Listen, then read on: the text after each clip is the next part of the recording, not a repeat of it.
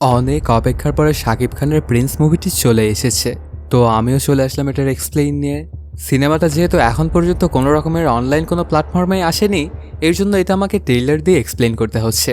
সিনেমাটা হলে গিয়ে দেখে এসে তারপর এক্সপ্লেন করছি। তো গল্পের সঙ্গে সবসময় চিত্রের মিল নাও থাকতে পারে, এটা তোমরা একটু ক্ষমা সুন্দর দৃষ্টিতেই দেখবে।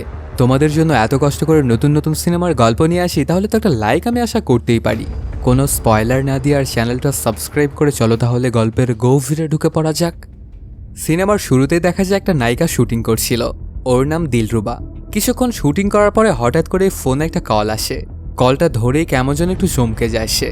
তারপর সেখান থেকে প্যাক আপ করে চলে যেতে চায়। ডিরেক্টর ওকে অনেক করে রিকোয়েস্ট করলেও কোনো কথাই শোনে না, সেখান থেকে চলে যায় দিলরুবা।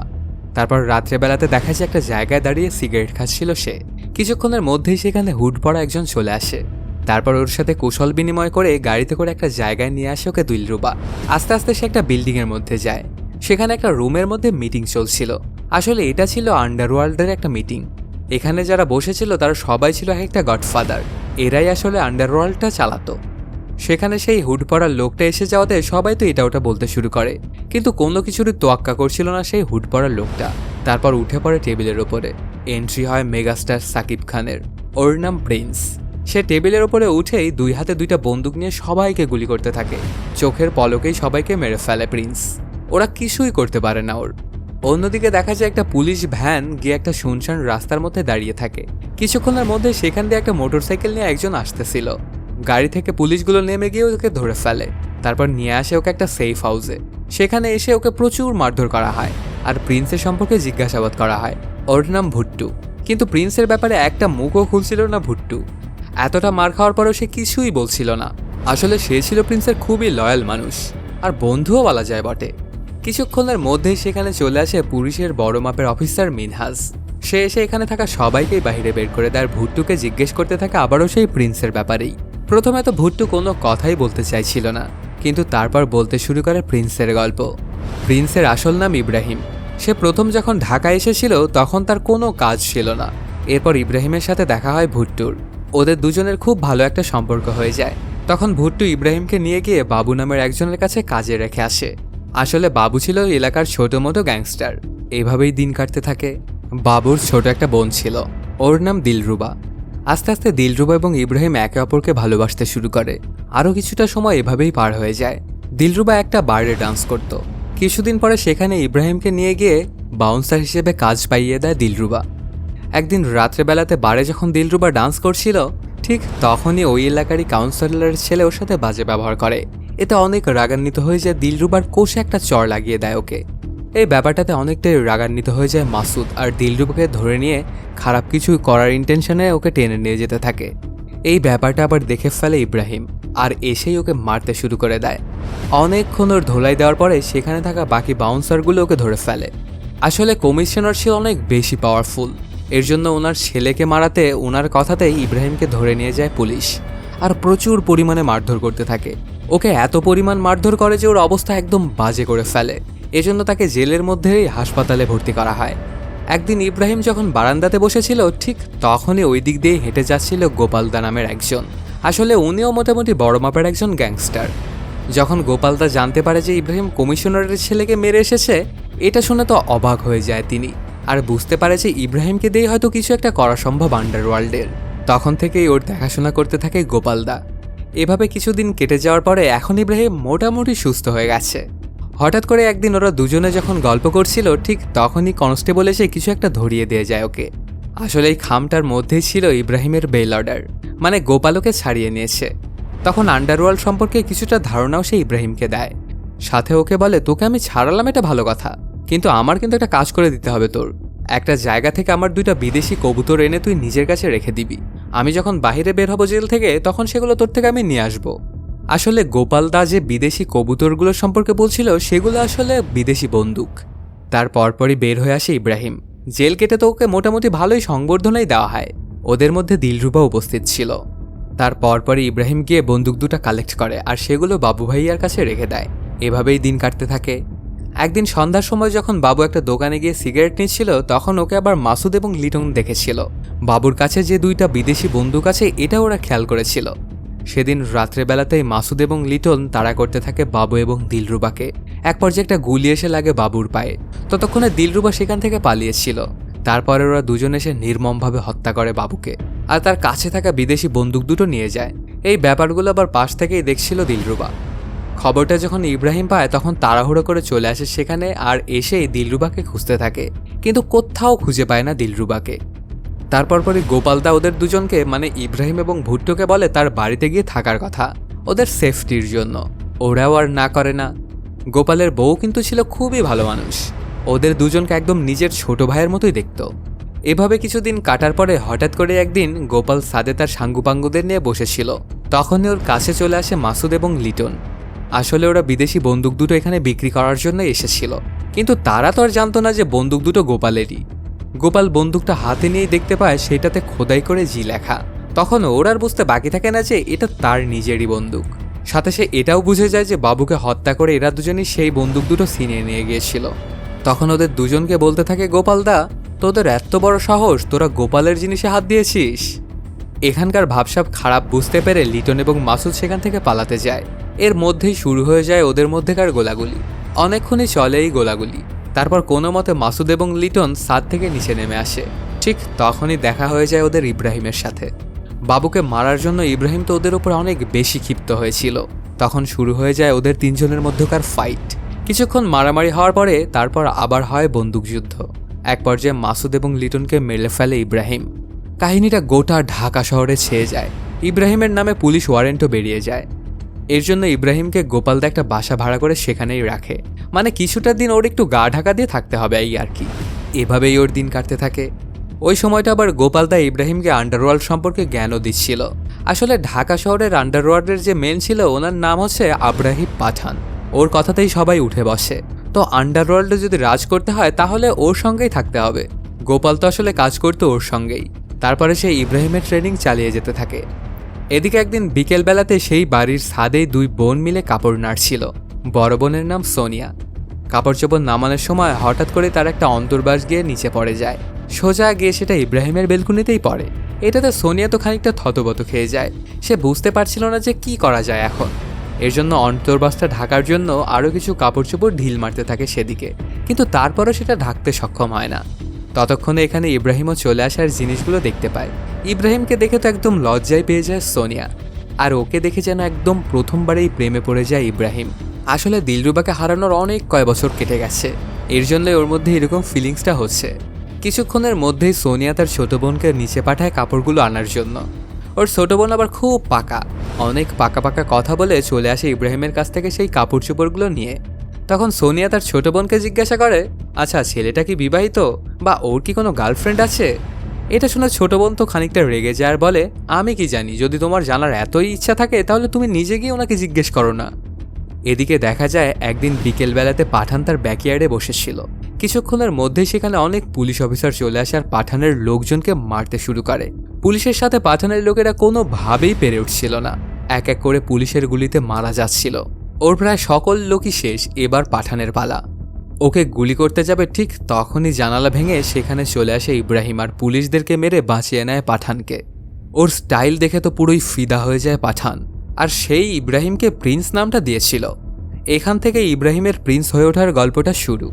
এখন গোপালের সাথে প্রিন্সও সবসময় পাঠানের সাথে দেখা করার জন্য যেত, আর পাঠান প্রিন্সকে মোটামুটি ভালোই গুরুত্ব দিত। কিন্তু একদিন যখন পাঠানের বাড়িতে ওরা সবাই গিয়েছিল তখন প্রিন্স হ্যান্ডশেক করার জন্য হাতটা বাড়িয়ে দিয়েছিল পাঠানের দিকে, কিন্তু পাঠান ওর সাথে হ্যান্ডশেক করেনি। তখন প্রিন্স বুঝতে পারে যে ওরা তো আসলে পাঠানের জন্য কাজ করে, এর জন্য ওদের সাথে এমন ব্যবহার করলো পাঠান। তারপর সেখান থেকে চলে আসার সময় গোপালদাকে প্রিন্স বলে, দাদা অনেক তো হয়েছে, এভাবে টাকা দিয়ে আর কাজ করব না। এবার আপনি পাঠানকে বলবেন যে সে যেন গুলশান এবং তার আশেপাশের এলাকাগুলো আমাদেরকে দিয়ে দেয়, আমরা সরাসরি ওর সাথে কাজ করতে চাই। এই কথাটা শুনে চমকে ওঠে গোপালদা আর বলে, তোর কি মাথা নষ্ট হয়েছে? এটা বললেও কোনোভাবেই মানবে না পাঠান। কিন্তু প্রিন্স তারপরে ওর কথাটা একদমই অটুট। এর পরের বার যখন পাঠানের সঙ্গে ওরা দেখা করতে যায় তখন গোপালদা কথাটা বলেই ফেলে। এই কথাটা শুনে তো পাঠান অনেক রাগান্বিত হয়ে যায়। তারপরেও নিজের রাগটা খানিকটা সংযত করে বলে, দেখ কুকুরদেরকে কুকুরদের মতোই থাকতে হয়, কুকুর যদি নেকড়ে হতে চায় তাহলে কিন্তু ঝামেলায় পড়তে হবে। মনে হয় তুই অসুস্থ হয়েছিস, তোর ডাক্তার দেখানো উচিত। আর এই কথাটা যেন আমি দ্বিতীয়বার আর না শুনি। মানে ওদের সবাইকে যা ইচ্ছা তাই বলে অপমান করে পাঠান। তারপর সেখান থেকে অপমানিত হয়ে চলে আসার সময় প্রিন্স বলে, এভাবে আর কতদিন দাদা, এর একটা বিহিত খুব তাড়াতাড়ি করতে হবে। কিন্তু ওর কথাতে একদমই সায় দিতে চাইছিল না গোপাল। তারপরে প্রিন্স এটা করেই ছাড়বে এটা জানিয়ে দেয়। আর গোপালের সাথে ছিল 5 জন লোক, মান্নান, নুরু, সাহেব, জর্দাবাবু ও গোল্ডেন ফারুক। এরাই হচ্ছে গোপালের সবচেয়ে ট্রাস্টেড মানুষ। ওরা আবার প্রিন্সের কথার সাথে একমত হয়। তখন প্রিন্স ওদের এক একজনকে এক একটা কাজ দেয়। কারো কাজ হবে বন্দুক জোগাড় করা, তো কারো কাজ হবে লোকজন জোগাড় করা। এগুলো যখন সবকিছু একসঙ্গে জোগাড় হয়ে যাবে তখনই ওরা অ্যাটাক করবে। একদিন বিকেলবেলাতে প্রিন্স যখন ওর কাজ শেষ করে বাড়ির দিকে আসছিল, ঠিক তখনই ওর সাথে দেখা হয়ে যায় সোনিয়ার। তখন সোনিয়া প্রিন্সের গাড়িটা থামায় আর ওকে লিফট দিতে বলে। প্রিন্সও না করতে পারে না। কিছু দূর এভাবে আসার পর একটা জায়গায় এসে সোনিয়া গাড়িটা থামাতে বলে। তখন প্রিন্স গাড়িটা থামালে সোনিয়া ওর ব্যাগ থেকে একটা বোরকা পরে নেয় আর ওড়নাটা জড়িয়ে নেয় মাথায়। বলে, যদি আমি এইভাবে বাড়িতে যাই তাহলে বাবা আমাকে অনেক বকাবকি করবে। তারপর সেখান থেকে সোনিয়া রিক্সা নিয়ে যাবে বলে জানায়। প্রিন্সও চলে আসে বাড়িতে। এভাবে ওদের সময় খুব ভালোভাবেই কাটছিল। এতদিনে দুজনের নাম্বারও এক্সচেঞ্জ করা শেষ। হঠাৎ করে এক সন্ধ্যাবেলাতে প্রিন্সের ফোনে একটা কল আসে। সোনিয়া তখন ওকে বলে, আমি শপিং করতে যাব, আমাকে কি আপনি নিয়ে যেতে পারবেন? প্রিন্সও আর না করতে পারে না। ওরা দুজনেই চলে আসে একটা শপিং মলে। ওরা এখানে যখন জিনিসপত্র দেখছিল ঠিক তখনই বারবারই ওকে কল করছিল গোপালদা। আসলে ওদের বন্দুকগুলো চলে এসেছে। এর জন্য বন্দুকগুলো চেক করার জন্য আসলে প্রিন্সকে বারবার কল দিচ্ছিল। কিন্তু প্রিন্স এখানে সোনিয়াকে নিয়েই ব্যস্ত থাকায় ফোনটা একদমই সে ধরছিল না। তারপরে অনেকবার কল দেওয়ার পরে ফোনটা রিসিভ করে প্রিন্স। তখন গোপালদা জানায়, মাল তো চলে এসেছে, তাড়াতাড়ি তুই চলে আয়, চেকিং করতে হবে না। কিছুক্ষণের মধ্যেই সোনিয়ার শপিং করা শেষ হয়ে যায়। তখন প্রিন্স চলে যেতে চাইলে সোনিয়া বলে, তোমাকে নিয়ে আসলাম আমি, এখন না খাইয়ে তোমাকে কেমনে আমি যেতে দেই? কিন্তু যেহেতু প্রিন্স কাজ করবে এর জন্য একদমই সে খেতে চাইছিল না। তারপরে অনেক করে জোরাজোরি করতে থাকে সোনিয়া। এক পর্যায়ে রাজি হয়ে যায় প্রিন্স আর ওকে নিয়ে একটা ফ্যান্সি রকমের রেস্টুরেন্টে আসে। এটা দেখে খানিকটা অবশ্য থতবত খেয়ে যায় সোনিয়া আর মনে মনে ভাবতে থাকে, খাওয়াতে চেয়েছি বলে এত দামি রেস্টুরেন্ট আনতে হবে? তখন প্রিন্স ব্যাপারটা বুঝতে পেরে বলে, এখানকার বিলের চিন্তা তোমার একদমই করতে হবে না, তুমি সেটা আমার উপরে ছেড়ে দাও, কারণ তুমি আমার সঙ্গে এসেছো। তারপর ওকে সেখানে বসিয়ে দিয়ে প্রিন্স জানায়, আমি একটু আসতেছি। কিছুক্ষণের মধ্যেই সোনিয়ার সামনে অনেকগুলো খাবার এনে দেওয়া হয়। এটা দেখে তো সোনিয়া আরও বেশি ভয় পেয়ে যায়। ভাবতে থাকে এতগুলো খাবারের টাকা তো সে কোনোভাবেই পরিশোধ করতে পারবে না। এর জন্য সে উঠে আরেকটা টেবিলে গিয়ে বসে। কিন্তু ওয়েটারটা আবারও সেই খাবারগুলো ওই টেবিলে এনে রেখে দেয়। এতে সোনিয়ার ভয় তো আরও কয়েক গুণ বেড়ে যায়। অন্যদিকে দেখা যায় সোনিয়াকে রেস্টুরেন্টের মধ্যে রেখে প্রিন্স সরাসরি চলে আসে ওদের হাইড আউটে। দেখতে পায় অনেকগুলো বন্দুক নিয়ে আসা হয়েছিল। তার মধ্যে স্পেশাল কোয়ালিটি ছিল AK-47। বন্দুকগুলো ওরা টেস্ট করতে থাকে এবং ওদের গ্রুপের নতুন একটা নামও দেয়। তারপর সেটাও সেলিব্রেট করে। অন্যদিকে তো চিন্তায় চিন্তায় অবস্থা খারাপ হয়ে যায় সোনিয়ার। তার পরপরই সেখানে আবার চলে আসে প্রিন্স। সোনিয়া বলে, কোথায় গিয়েছিলে তুমি? প্রিন্স জানাই, তো একটু কাজ ছিল তো সেখানেই গিয়েছিলাম। তারপর ওরা দুজনে খাবার দাবার শেষ করে বাড়িতে ফিরে আসে।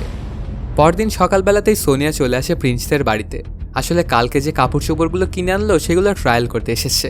আসলে প্রিন্স যে বাড়িটাতে থাকতো ওই বাড়ির মালিকেরই মেয়ে হচ্ছে সোনিয়া।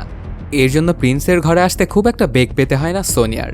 তারপর প্রিন্সের রুমে গিয়ে কাপড় চোপড় চেঞ্জ করে প্রিন্সকে দেখাতে থাকে সোনিয়া। প্রিন্স তো ওর উপরে আরও বেশি ফিদা হয়ে যায়। এভাবে ওরা অনেকটাই রোমান্টিক সময়ও পার করে। হঠাৎ করে এক সন্ধ্যাবেলাতে প্রিন্স বাইকে করে সোনিয়াকে নিয়ে এসে বাড়ির সামনে নামিয়ে দেয়। তারপর ছোট্ট করে সোনিয়ার কপালে একটা চুমু দেয় প্রিন্স। সোনিয়া তার বাড়ির মধ্যে ঢুকে যায়। দেখা যায় দোতলার বেলকুনিতে থেকেই সবকিছুই দেখছিল সোনিয়ার বাবা। সোনিয়া বাড়িতে আসার সাথে সাথে ওকে অনেক গালাগালি করতে থাকে, বাবা তোকে কি আমি এই জন্যই বড় করেছি? তুই এসব নষ্টামি করে বেড়াবি? আর তুই ওই ছেলের সম্পর্কে কি জানিস? তখন সোনিয়া বাবার মুখে মুখে তর্ক করে আর বলে, আমি ওকে ভালোবাসি বাবা, ওকে ছাড়া আমি বাঁচব না। এটা শুনে অনেক রাগান্বিত হয়ে যায় বাবা এবং কষে একটা চড় লাগিয়ে দেয় সোনিয়াকে। সাথে বলে, আগামী 7 দিনের মধ্যে আমি তোর বিয়ের ব্যবস্থা করছি। কিন্তু সোনিয়া সাফ সাফ জানিয়ে দেয় যে আমি প্রিন্সকে ছাড়া আর অন্য কাউকে বিয়ে করতে পারবো না বাবা। এদিকে ওদের লোকজন এবং বন্দুকাদি সবকিছুর ব্যবস্থা হয়ে যাওয়ার পরে ওরা এক এক করে পাঠানের এলাকাগুলোতে দখল করতে থাকে। পাঠানের মানুষজনকে মারতে থাকে। ছোট্ট ছোট্ট এক একটা এলাকা দখল করছিল ওরা। এরকম করতে করতে অনেকগুলো এলাকায় দখল করে ফেলে প্রিন্সের বানানো নতুন দলটা। এই ব্যাপারটা আবার পাঠানের কানে যেতে খুব একটা সময় লাগে না। ব্যাপারটাতে পাঠান সহ তার সাঙ্গপাঙ্গরা তো অনেক বেশি রাগান্বিত হয়ে যায় আর চিন্তা করতে থাকে যে কি করা যায় এখন। তখন পাঠান ওদেরকে বলে, গোপালের আশেপাশে যারা থাকে তাদের উপরে ভালো করে নজর রাখো, কে কখন কোথায় যায় এগুলো দেখতে থাকো। তারপর ওদের মধ্যে থেকে যে কোনো একটাকে ধরো, ওকে ভয় দেখিয়ে হোক আর লোভ দেখিয়ে হোক আমাদের দিকে আনতে হবে, তাহলে বাকি কুকুরগুলোকে যে কিভাবে সাহায্য করতে হবে সেটা আমিই দেখিয়ে দেব। তার পরপরই পাঠান কল দেয় গোপালকে আর বলে, তোরা আমার সাথে এমন করে কেন করছিস? গোপাল জানায়, দাদা সময় পাল্টেছে, এখন জোর যার মুল্লুক তার। তখন পাঠান বলে, ঠিক আছে, তোর সঙ্গে আমি সামনাসামনি কথা বলতে চাই, আমাদের একটা সুরাহাতে আসা উচিত। গোপাল বলে, সবই তো ঠিক আছে দাদা, কিন্তু আমার জীবনের কি গ্যারান্টি আছে? এর জন্য তোমার ছোট ভাইকে আমার কাছে পাঠিয়ে দাও। যদি মিটিংয়ে গিয়ে আমার কিছু হয়ে যায় তাহলে এখানে তোমার ছোট ভাইও মারা পড়বে। আর অন্য কোনো উপায় না থাকাতে পাঠানও এমনটাই করে। এদিকে দেখা যায় সকালবেলাতে সোনিয়া বোরখা পরে বের হয়ে আসে। তখন বাহিরে দাঁড়িয়ে নিজের বাইকটা পরিষ্কার করছিল প্রিন্স। সোনিয়া তখন এসেই কাঁদতে কাঁদতে জানায়, বাবা আমাকে বিয়ে দিয়ে দিবে, এর জন্য আমি বাড়ি থেকে পালিয়ে এসেছি। তুমি যদি আমাকে বিয়ে করো তাহলে তো ভালো, আর যদি না করো তাহলে আমার দুচোখ যেদিকে যায় আমি সেদিকেই চলে যাব। তখন প্রিন্স ওকে বিয়ে করার জন্য বাইকে করে নিয়ে যায়। যে সময়টা ওদের বিয়েটা হচ্ছিল ঠিক ওই সময়ে গোপালদাতার কয়েকজন সাঙ্গুপাঙ্গু নিয়ে চলে আসে পাঠানের বাড়িতে। ওরা এসে পৌঁছানোর সাথে সাথেই গুলিবর্ষণ শুরু করে পাঠানের লোকজন, সবাইকেই মেরে ফেলে। তারপর গোপালকে ধরে এনে পাঠানের পায়ের ওপরে ফেলে। গোপাল অনেক করে কাকুতি মিনতি করে জান ভিক্ষা চাইছিল, কিন্তু পাঠান বলে, কুকুর যখন খেপে যায় তখন তাকে আর রাখা যায় না রে। আমারও তো খুব খারাপ লাগছে তোকে মারতে, কিন্তু উপায় তো কোনো নেই। এটা বলে ওর পছন্দের ছোট্ট কুড়ালটা দিয়ে গোপালের গলাটা কেটেই ওকে মেরে ফেলে। কিছুক্ষণ পরেই দেখা যায় মান্নান নামের যে গোপালের সহকারীটা ছিল সে এখনও মরেনি। তখন ওকে দিয়েই কল দেওয়ায় আর পাঠানের ছোট ভাইকে ছেড়ে দেওয়ায়। ওরাও ঠিক তেমনটাই করে। এই কাজটা করে দেওয়ার জন্য মান্নানকে আর জানে মারে না, ওকে ছেড়ে দেয়। এদিকে এত কিছু ঘটে গেল আর অন্যদিকে প্রিন্স বিয়ে করে নিয়েছে সোনিয়াকে। তারপর ওরা চলে আসে বাসর রাতে। দুজনের রোমান্টিক মুহূর্ত কাটাতে যাবে, ঠিক তখনই ওর ফোনটা বেজে ওঠে। ফোনটা ধরেই তো বড় মাপের একটা শক খেয়ে যায় প্রিন্স। তারপর সোনিয়াকে বলে, আমার এখনই যেতে হবে, আমি এসে তোমাকে সব কিছু খুলে বলবো। এটা বলেই সেখান থেকে চলে যায় প্রিন্স। আর সোনিয়া মন খারাপ করে সেখানে বসে থাকে। প্রিন্স সরাসরি সেই জায়গাটাতে চলে আসে যেখানে সবার লাশ রাখা ছিল। তখন মুষলধারে বৃষ্টিও হচ্ছিল। তারপর সব কাহিনী ওকে খুলে বলা হয়। এটাতে একদম পাগল প্রায় অবস্থা হয়ে যায় প্রিন্সের। পাঠানের শেষ আইবার সে করেই ছাড়বে। কয়েকদিন পরেই প্রিন্স তার বউ সোনিয়াকে নিয়ে চলে আসে গোপালের বাড়িতে আর ওকে ভাবির কাছে রেখে যায়। সোনিয়া তো কিছুই বুঝে উঠতে পারছিল না যে এখানে হচ্ছেটা কি, কিন্তু তারপরেও প্রিন্সের কথা মতো ওকে ভাবির সাথেই থাকতে হয়। প্রিন্স ওকে বলে যায় যাওয়ার সময় যে আমি এসে সবকিছু তোমাকে খুলে বলবো। এখানে 2 দিন থাকার পরে ওদেরকে একটা নতুন বাড়িতে যেতে হয়, যেটা প্রিন্স আগে থেকেই ভাড়া করে রেখেছিল। কয়েকদিন এই বাড়িতে কাটানোর পরে হঠাৎ করে এই বাড়িতে অনেকগুলো পুলিশ চলে আসে। ওদের সঙ্গে ছিল ম্যাজিস্ট্রেট। তখন সে এসেই ভাবিকে বলে, সোনিয়া এবং আপনার দুজনের নামেই ওয়ারেন্ট আছে, তো আপনাদেরকে ধরে নিয়ে যেতে হবে।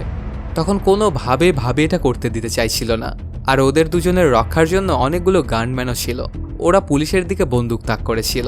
কিন্তু সেই ম্যাজিস্ট্রেটটা বলে, আপনাদের যা বলার আপনারা কোর্টে গিয়ে বলবেন, কিন্তু এখন আমাদের সঙ্গে আপনাদের যেতেই হবে। তখন ভাবি বুঝতে পারে এদেরকে যদি মারা হয় তাহলে অনেক বড় ঝামেলায় পড়ে যেতে হবে। এই জন্য চলে আসে ওরা কোর্টে। তবে এখানে এসে ওদের খুব একটা সুবিধা হয় না।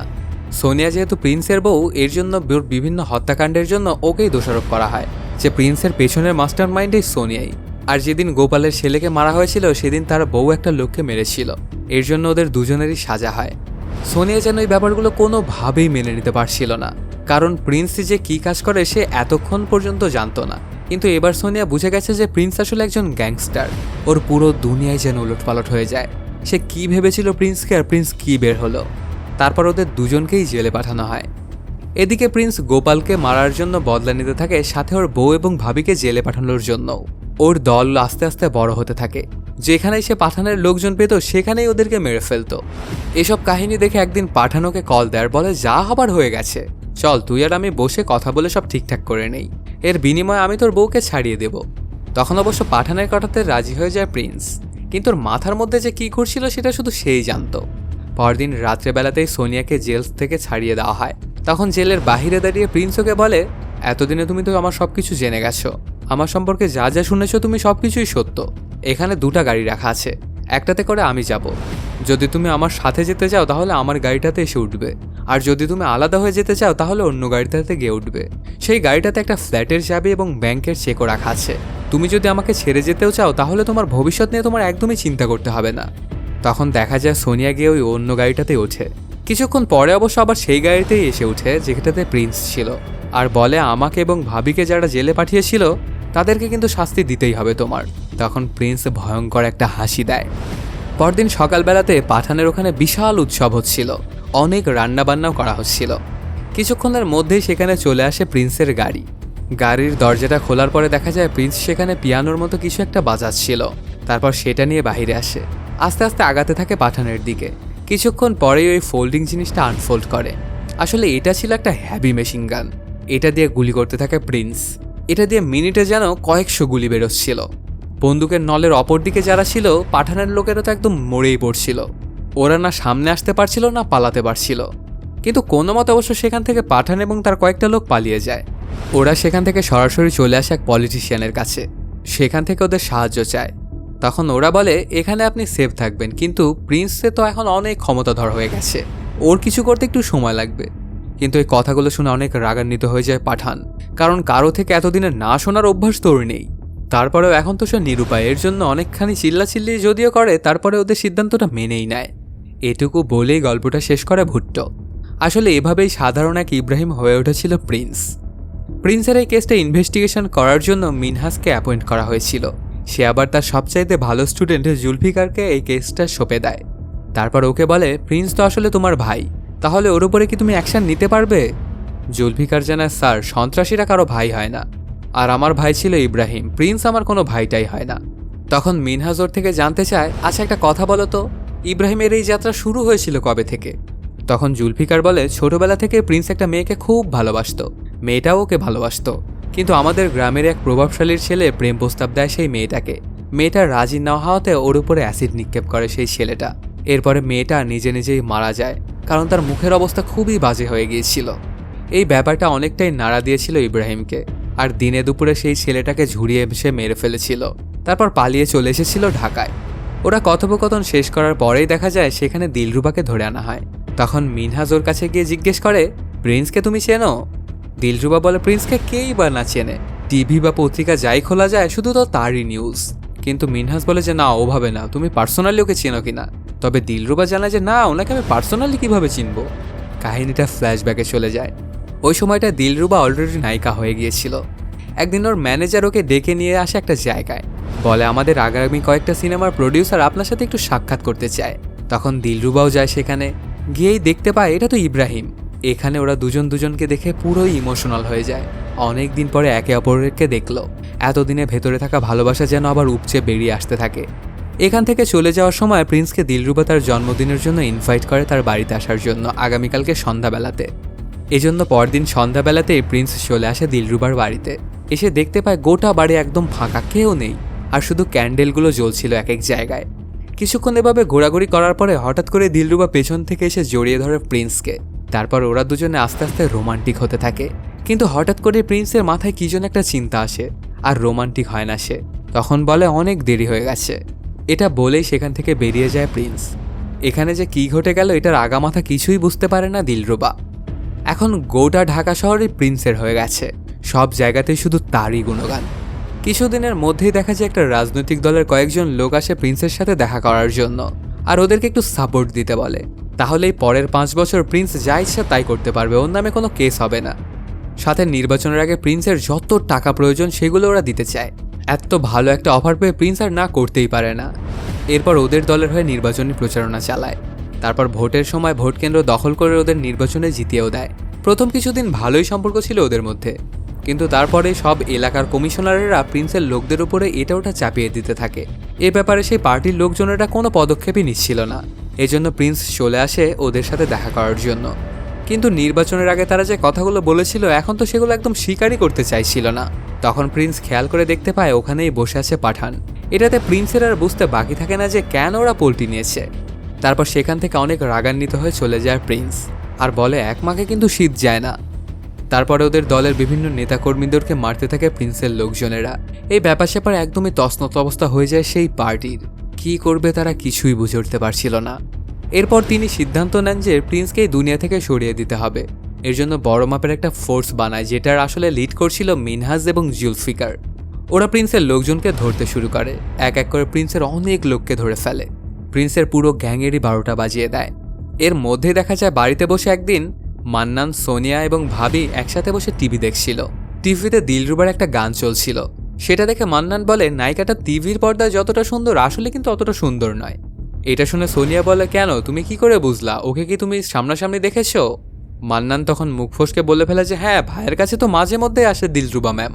এই কথাটা শুনে অনেক রাগান্বিত হয়ে যায় সোনিয়া। ওর আর বুঝতে বাকি থাকে না যে কেন প্রিন্স ওর কাছে আর ঠিকঠাক মতো আসে না। তখন অনেক রাগান্বিত হয়ে সোনিয়া প্রিন্সকে গিয়ে জিজ্ঞেস করে এই ব্যাপারটা। তবে প্রিন্স তেমন কিছুই বলে না, আর জানায় আমি ওকে আগের থেকেই চিনি, কিন্তু ওর আর আমার মধ্যে প্রেমের সম্পর্ক বা কোনো খারাপ সম্পর্কই নেই। কিন্তু তারপরে ওর কোনো কথাই যেন বিশ্বাস করতে চাইছিল না সোনিয়া। এদিকে পুলিশরা প্রিন্সের খুব বাজে অবস্থা করে ফেলেছিল। ঠিক এ কারণে ওরা সবাই মিলে একটা মিটিং করতে থাকে যে কি করা যায় এখন পুলিশদের। মিটিংটার মধ্যেই সেখানে হামলা করে দেয় পুলিশ। ওখানেও প্রিন্সের অনেক লোকজনই মারা যায়। আবার প্রিন্স অনেক পুলিশকে মেরে ফেলে। তারপর প্রিন্স যখন বের হতে যাবে ঠিক তখনই ওর সামনাসামনি হয় জুলফিকারের। কিন্তু নিজের ভাই হওয়াতে প্রিন্সকে মারতে পারে না সে। সেখান থেকে প্রিন্স গাড়ি নিয়ে পালিয়ে যায়। ওর পেছনে অনেকগুলো গাড়ি নিয়ে তাড়া করতে থাকে পুলিশরা। এরকম করতে করতে একসময় শুনশান একটা রাস্তার মধ্যে গিয়ে গাড়িটা থামায় প্রিন্স। ওর দুদিকে পুলিশের অনেকগুলো গাড়ি। সেখান থেকে অনেকগুলো পুলিশ বের হয়ে বন্দুক তাক করে প্রিন্সের দিকে। তখনই প্রিন্স তার সেই হেভি মেশিন গানটা বের করে এবং গুলিবর্ষণ করতে থাকে সেই পুলিশদের ওপর। কিছুক্ষণের মধ্যেই ওখানে থাকা প্রায় সকল পুলিশকেই মেরে ফেলে এবং কিছু পুলিশকে আহতও করে। এমনকি ওদের গাড়িগুলো সব একদম ধ্বংস করে ফেলে। এরপর প্রিন্স সরাসরি চলে আসে বাড়িতে। তারপর হঠাৎ করে প্রিন্সকে সোনিয়া আবার ওই একই প্রশ্নই করতে থাকে যে দিলরুবা তোমার কে হয়? প্রিন্স তখন বলে আমি তো তোমাকে অনেকবারই বলেছি। কিন্তু ওর এই উত্তরটা একদমই ভালো লাগে না সোনিয়ার, আর প্রিন্সের দিকে বন্দুক তাক করে বসে। এটা দেখে খানিকটা শক খেয়ে যায় প্রিন্স। ওই সময়টা আবার মান্নান ওখানেই উপস্থিত ছিল। তখন মান্নান সোনিয়ার হাত থেকে বন্দুকটা কেড়ে নেয় আর বলে ভাবি, এগুলো আপনি কি করছেন? এরপর আচমকাই মান্নান ওই বন্দুকটা প্রিন্সের দিকে তাক করে। এটা দেখে অবাক হয়ে যায় প্রিন্স। আসলে মান্নানকে অনেক আগেই টাকার লোভ দেখিয়ে পাঠান কিনে নিয়েছিল, আর গোপালের সঙ্গে যা হয়েছিল সেটার সঙ্গেও জড়িত ছিল মান্নান। আর এখন প্রিন্সের দলের লোকদের যে বাজে অবস্থা এটার জন্যও দায়ী মান্নান, কারণ সে সমস্ত ইনফরমেশন পাঠানকে দিয়ে দিত। সে প্রিন্সকে গুলি করতে যাবে ঠিক তখনই পেছন থেকে ওকে গুলি করে দেয় ভাবি। ওর স্বামীর হত্যার বদলা নিয়ে নিল। এই ব্যাপারগুলো চলতে থাকলে ততক্ষণে এই পুরো বাড়িটাই ঘিরে ফেলে পুলিশ। তখন ভাবি এবং সোনিয়াকে পেছনের দরজা দিয়ে বের করে দেয় প্রিন্স, আর বারবার একে ওকে ফোন দিয়ে কি যেন বলতে থাকে। তারপর সিঁড়ির উপরে গিয়ে খুব সুন্দর করেই বসে পড়ে। অনেক পুলিশ চলে আসে ওর ঘরের মধ্যে। ওকে ধরতে যাবে ঠিক তখনই ওদের মেন অফিসারটার কাছে একটা কল আসে। হাই কমান্ড থেকে জানানো হয় প্রিন্সকে যেন না ধরা হয়। তখন ওকে না ধরেই চলে যেতে হয় ওদেরকে। আসলে এটা ছিল সেই এমপিটারই চাল। তারপর সেখান থেকে প্রিন্স সরাসরি চলে আসে তার মায়ের কাছে।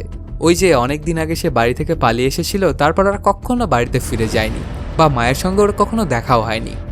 এবার গিয়ে প্রিন্স মায়ের পা জড়িয়ে ধরে বলে আমি এসব বাজে কাজ সব কিছু ছেড়ে দেব, আর এখন থেকে তোমার সাথেই থাকতে চাই।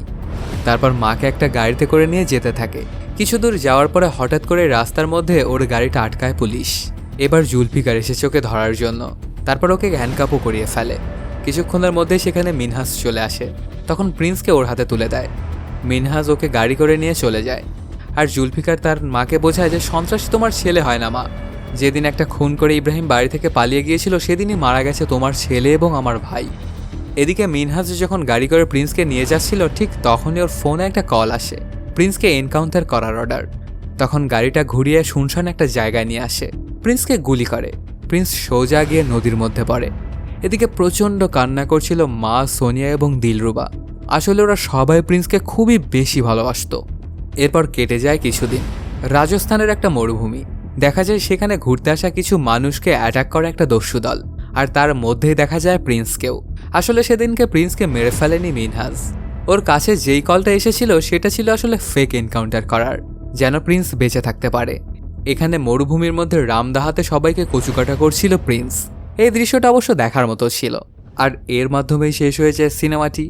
তো বন্ধুরা, কেমন লাগলো আজকের এই এক্সপ্লেনটি জানাতে কমেন্ট করো। আর যদি এখনও চ্যানেলটা সাবস্ক্রাইব না করে থাকো তাড়াতাড়ি সাবস্ক্রাইব করে নাও। দেখা হচ্ছে নতুন কোনো ভিডিওতে। Till then, সায়োনারা।